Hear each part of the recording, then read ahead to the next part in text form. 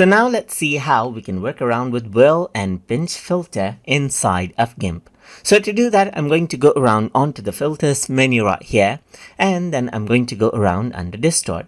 And over here, once I go around over there, I'm going to go around onto Whirl and Pinch.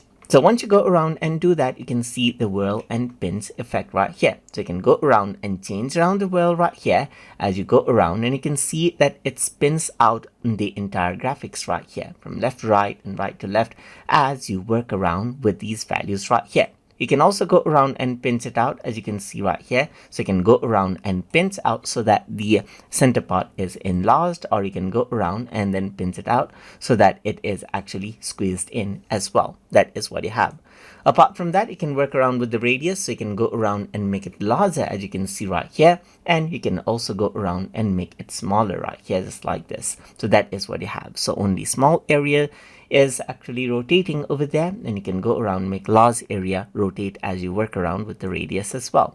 Apart from that, you can go around and work around with the blending mode. So you can work around with dissolve, and you can go around and then, let's say for example, screen it out right here, and this is the result, as you can see right here. You can also go around and replace it entirely and change around the opacity value over here as you like as well.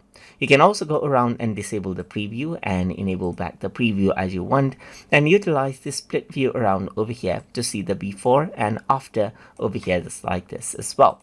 So once you go around and do that, you can go around and press OK, and then you can see that the whirl and pinch filter has been applied in GIMP just like this.